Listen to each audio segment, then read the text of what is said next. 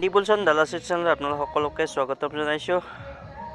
অকণমান background noise হৈ আছে, সেইখিনি ইগনোৰ কৰিব। এই ভিডিঅ'টো আপোনালোকক আজি কিয় stock market almost crash type হৈছে তাৰ বিষয়ে অকণমান ক'বলৈ আহিছোঁ।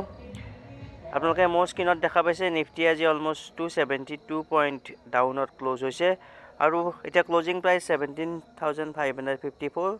গতিকে এটা ভাল লেভেল অলৰেডি ক্ৰছ কৰিছে। ডেট মিনছ 18,800ৰ পৰা তলত নিফটি এনেও উইক। গতিকে এতিয়া কিমান লেভেললৈকে অহা দিনত যাব পাৰে আৰু ইয়াৰ কাৰণনো কি যে এনেকুৱা আকৌ এটা উঠি থকা মাৰ্কেট তললৈকে আহিল। আৰু আপোনালোকে জানে যে এইটো উইকত এনেকুৱা ডাঙৰ কোনো ইভেণ্টো নাছিল, তথাপিতো এনেকুৱা কিয় হ'ল? কোনো পলিচি মিট নাই, কোনো ৰেট হাইকৰ কথা নাই, কিন্তু তৎক্ষণাত মাৰ্কেট আকৌ কিয় মুড চেঞ্জ হ'ল? এই ভিডিঅ'টো শেষলৈকে চাব, সকলো কথা গম পাব।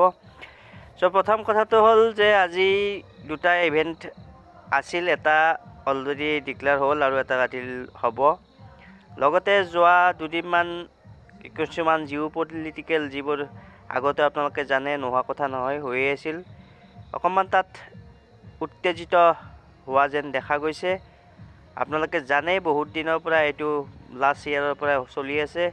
ৰাছিয়া, ইউক্ৰেইন, US এই তিনিটা কাণ্ট্ৰিৰ মাজত যিটো বিবাদ, সেই বিবাদটো আকৌ নতুনকৈ অকণমান উঠি অহা যেন লাগিছে। কাৰণ এটা ইউনিভাৰ্চিটি বুলি ক'ব পাৰি এই ৱাৰখন 1 বছৰ হৈ যোৱাৰ। গতিকে এই সময়ত আকৌ এটা উত্তেজনাপূৰ্ণ পৰিস্থিতি হৈছে। তাৰ এটা ৰিজন সেইটো আপোনালোকে দেখিছে মোৰ স্ক্ৰীণত যে Biden and Putin both implicitly tie their future to the outcome in Ukraine. গতিকে এই দুটাৰ মাজতে কিবা কিবি চলি থাকে আৰু ইয়াৰ ফলত আকৌ এটা নিগেটিভ চেণ্টিমেণ্ট মাৰ্কেটত ক্ৰিয়েট হোৱা দেখা পোৱা গৈছে। নেক্সট যদি আমি ৰিজনৰ কথা চাবলৈ যাওঁ, তেতিয়াহ'লে আজি ৰাতি ফেডৰ যিটো যোৱা পলিচি মিট আছিল তাৰ মিনিটছ আপোনাৰ ডিক্লেয়াৰ হ'ব আৰু ইয়াতে ডিটেইলছ গম পোৱা যাব যে সেই মিটিঙত কি হৈছিল, সেই মিটিঙত একচুৱেলি কোনে কি কৈছিল। বহুতকেইটা মেম্বাৰ থাকে, এই সকলো কথা ইয়াতে ওলাব। গতিকে ৰেট হাইক হ'ব আৰু বেছিকৈ সেই ভয়তে আজি মাৰ্কেটে আকৌ কাৰেকশ্যন মোডলৈকে গৈছে আৰু হয়তো যাব। ঠিক তেনেকৈ যদি আমি ইণ্ডিয়াৰ কথা কওঁ, RBIও কেইদিনমান আগতে ৰেট হাইক কৰিছিল 25 বেচিছ পইণ্ট। আজি আকৌ তাৰ মিনিটছ ডিক্লেয়াৰ হৈছে আৰু তাত কৈছে যে monetary policy remain tight and mood. গতিকে কোনো চাৰ্টেনিটি নাই, গতিকে আনচাৰ্টেনিটি অৱস্থা। গতিকে ইণ্ডিয়াতো হয়তো আকৌ ৰেট হাইক হ'ব পাৰে। গতিকে এইটো এটা ষ্টক মাৰ্কেটৰ কাৰণে বেয়া নিগেটিভ চেণ্টিমেণ্ট আজি ক্ৰিয়েট হোৱা দেখা গৈছে। চ' মাৰ্কেট আকৌ কাৰেকশ্যন হোৱাৰ চান্স আছে, নাই বুলি ক'ব নোৱাৰি। ঠিক তেনেকৈ যদি আমি নেক্সট চাওঁ, তেতিয়াহ'লে অলৰেডি কৈছোঁৱে। এতিয়া আচল কথাটো হ'ল এই যে এইকেইটা ইভেণ্ট হ'ল, তাৰ ফলত US 10 years যিটো ট্ৰেজাৰী ইল্ডছ আমি বন ইল্ডছ বুলি কওঁ 3.93 অলমষ্ট 4লৈকে গৈছে। গতিকে 4ৰ কাষত এইটো এটা বিপদজনক কথা। যদি এনেকুৱা হয় তেতিয়াহ'লে আকৌ ৰিচিশ্যনৰ কথাও আহি পৰে। গতিকে এইটো এটা বেয়া নিউজ, এইটো এটা নিগেটিভ চেণ্টিমেণ্ট ক্ৰিয়েট কৰাৰ কাৰণ।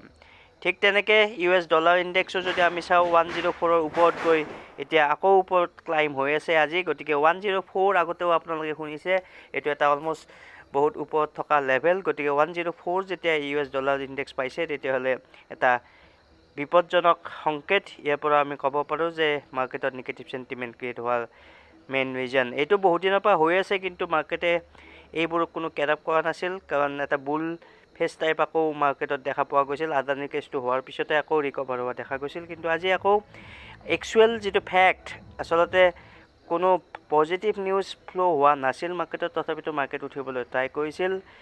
ৰেট হাইক হৈ আছে, গতিকে এটা বেয়া নিউজ, ৰিচিশ্যনৰ ভয় আছে। গতিকে এই সকলো বেয়া খবৰৰ পাছতো যেতিয়া মাৰ্কেটে ওপৰলৈকে গৈ আছিল একো কথা নাভাবি, কিন্তু আজি একচুৱেল ৰিয়েল ফেক্টত মানুহে উপনীত হৈছে আৰু সেইকাৰণে এতিয়া ভাবিছে যে US ডলাৰ কিয় উঠিছে ইণ্ডেক্স, লগতে বন ইল্ড কিয় বাঢ়িছে। গতিকে এই সকলো কথাৰ ওপৰত ভিত্তি কৰি আজি ষ্টক মাৰ্কেটত ৰিয়েকশ্যন দেখা পোৱা গৈছে। এতিয়া নেক্সট লেভেল আপোনালোকে মোৰ স্ক্ৰীণত দেখা পাইছে যে এতিয়া হয়তো 17,400 আৰু তাৰ আগত 17,450 ৰুপিজ, এই দুটা লেভেলত প্ৰথমতে মাৰ্কেট আহিব।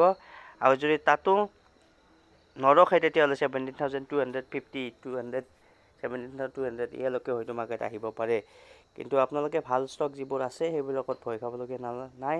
সেইবিলাকত লেভেল আমি দি থাকোঁ, সেই লেভেলবোৰ চাই আপোনালোকে লং টাৰ্মকৈ ইনভেষ্ট কৰিব পাৰিব। ধন্যবাদ।